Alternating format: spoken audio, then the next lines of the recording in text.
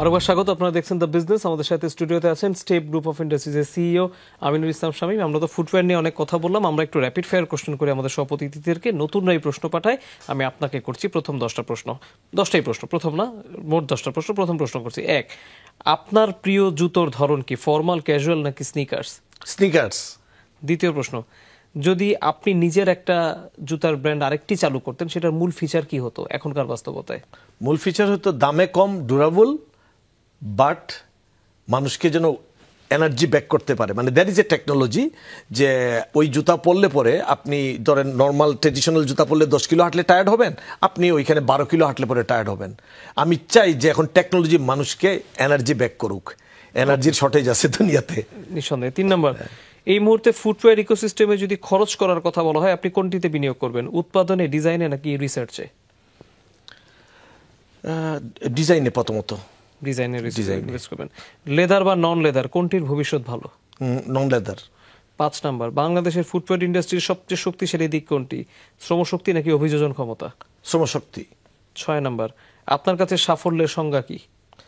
আমার কাছে সাফল্যের সংজ্ঞা হচ্ছে যে যেই কাজটা করার পরে আমার আনন্দ লাগে, আমার ভালো লাগে, আমার আগ্রহ উত্তর বৃদ্ধি পায়।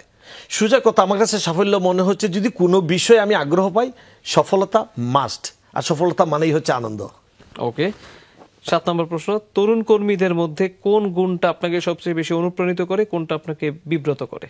তরুণ কর্মীদের মধ্যে মানে এই জেনারেশনের তরুণ কর্মীদের মধ্যে হচ্ছে গিয়ে যে আমার কাছে মনে হয় যেটা, সেটা হচ্ছে গিয়ে আমরা যেটা বলি যে ব্যাড এক্সপিরিয়েন্স নাই এদের মধ্যে, যেটা আমরা খুব ভয় পাইতাম যে ব্যাড এক্সপিরিয়েন্স, সেটা আমরা বলি, আমি জানি না এটা বাংলা কিভাবে বলবো বা ইংলিশেও কিভাবে বলবো, আমরা দুষ্টু বুদ্ধি আর কি, একটু কম দুষ্টু বুদ্ধি, ক্লিকবাজি, এগুলো এই জেনারেশনের মধ্যে কম দেখতেছি, যেটা আমাদের জেনারেশনে ছিল।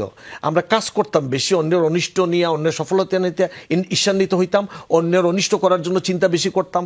এজ এ হোল নেশন বা এজ একটা টিমওয়ার্কে আমাদের পার্টিসিপেশনটা সবসময় দুর্বল থাকতো আমাদের জেনারেশন। আমরা পারতাম না, টিমওয়ার্ক আমাদের খুব দুর্বল ছিল, মানে যেগুলো সফলতার জন্য খুব জরুরি। বাট এই তরুণরা, বিশেষ করে এই রিসেন্ট যে ঘটনাটা, এইগুলো তো তাদের ভিতরে যে অনেক বৃহত্তর জাতি গঠনের জন্য যে টিম ওয়ার্ক, আমি এটা দেখতে পাচ্ছি এবং আমার খুব পছন্দ। আমি খুব সফল। আমার নিয়োগের মধ্যে একটা কৌশলগত নিয়োগ হচ্ছে আপনার ইয়াং জেনারেশন, যেটা জেন জেড সবাই বলতেছে, আমি নিয়োগ করতেছি। সবাই যেখানে খুব বলতো যে এরা আসলে এই দুনিয়াতে নাই, আসলে ওরা একটা অন্য দুনিয়াতে, যেই দুনিয়াতে আমরা ছিলাম না, ওদেরকে খুঁজে বের করে নিয়ে আসতে। আমরা ওই দুনিয়াতে নাই দেখে আমরা মনে করতাম আমার দুনিয়াতে নাই মানে সে আসলে দুনিয়াতে নাই না, তার একটা দুনিয়া আছে। এবং এই দুনিয়াটা সম্ভবত এরা ওই দুনিয়াটা হচ্ছে বাউন্ডারি ছাড়া, ওই দুনিয়াটা হচ্ছে গ্লোবাল, ওই দুনিয়াটা হচ্ছে ধর্ম, বর্ণ, কালার, মানে ধর্ম বর্ণ নির্বিশেষে তারা একটা বেটার ওয়ার্ল্ডের স্বপ্ন দেখে। আমরা র্যাপিড ফায়ারে আছি। আরেকটা ছোট্ট প্রশ্ন করেছিলাম এটার সাথে, তাদের কোন দিকটা আপনাকে বিব্রত করে, ভালো লাগে না? তাদের কোন দিকটা বিব্রত করে সেটা হচ্ছে কি আপনার, আমার মনে হচ্ছে ভাষা। আচ্ছা, এই সময় ভাষার বিকৃতি ঘটতেছে তাদের মুখে অনেক ধরনের। ওকে ওকে ওকে 8 নম্বর প্রশ্ন, একজন লিডারকে আপনি কিসের ভিত্তিতে মাপেন, ফলাফলে নাকি মানুষের উপর প্রভাব ফেলার উপরে? মানুষের উপর প্রভাব ফেলার ব্যাপারে। আপনি অবসরে কি করেন? 9 নম্বর প্রশ্ন। অবসরে অবশ্যই বেঁচে থাকার জন্য, সার্ভাইভ করার জন্য অলওয়েজ পড়াশোনা করি, অল্প হোক, অল্প পরিসরে হোক, পড়াশোনা করি। আর ওই যেটা পড়ি ওইটা নিয়ে চিন্তা করি, এবং ওই পড়ার তথ্য খোঁজার জন্য সোশ্যাল মিডিয়া, বর্তমানে চ্যাট জিপিটি থেকে শুরু করে যত ধরনের ডিজিটাল রিসোর্সগুলো আছে, আমি এগুলোর ভিতরে সার্ফিং করি। নলেজ গ্যাদার করেন। 10 নম্বর প্রশ্ন, শেষ প্রশ্ন, এটা একটু হাইপোথেটিক্যাল সিচুয়েশন। যদি আপনার হাতে বিনিয়োগের পর্যাপ্ত টাকা থাকে, শর্ত একটাই, নতুন প্রজন্মের জন্য আপনাকে একটা ফুটওয়্যার ইনোভেশন ল্যাব তৈরি করতে হবে, আপনি কোথায় করবেন এবং সেখানে কি শেখাবেন? প্রথমত হচ্ছে ফুটওয়্যার ইনোভেশন ল্যাব। আচ্ছা ফাইন, তো এটা আমি করলে হচ্ছে গিয়ে বাংলাদেশের সবচেয়ে দারিদ্রতা হচ্ছে গিয়ে সবচেয়ে বড় অ্যাসেট। আপনি বলবেন দারিদ্রতা অ্যাসেট কিভাবে? দারিদ্রতা অ্যাসেট হচ্ছে দরিদ্র মানুষগুলোই বড় হওয়ার স্বপ্নে বিভোর থাকে এবং কঠিন চ্যালেঞ্জ নেওয়ার জন্য এরা তৈরি থাকে।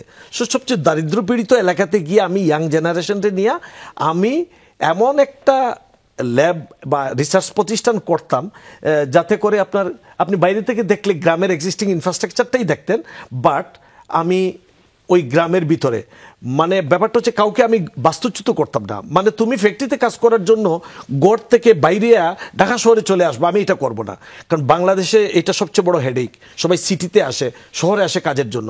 আর আমার প্ল্যানটা হচ্ছে যে আমি কাজটাকে গ্রামে নিয়ে চলে যাব, এবং এটা শুধুমাত্র পৃথিবীর যদি একটা দেশে সম্ভব হয়, এইসব ম্যানুফ্যাকচারিং মানে কাজ টেকনোলজি আমি জনগণের কাছে নিয়ে যাব, সেটা বাংলাদেশে সম্ভব, ফিজিবল। কেন? জনসংখ্যার ঘনত্বের জন্য। আর সবচেয়ে বড় কথা হচ্ছে যদি এই টেন্ডেন্সি ব্রেক না করা হয় তে ইনডাইরেক্টলি আপনার ইনফ্রাস্ট্রাকচার কলাপস করবে, আমরা কিন্তু আগাইতে পারবো না। সো তরুণদের জন্য আমি যেটা করব যে আমার একটা ব্রেইন চাইল্ড ফ্যাসিলিটি এবং একটা টেকনোলজি বেস একটা কল্পনা আছে, আমি এইটা নিয়ে ওই একটা দারিদ্র পীড়িত অঞ্চলের তরুণদের কাছে চলে যাব। ডেফিনেটলি আমরা র্যাপিড ফায়ারের অংশটি শেষ করলাম, আশা করি যাদের যে উত্তর দরকার তারা সেটি পেয়ে গেছে।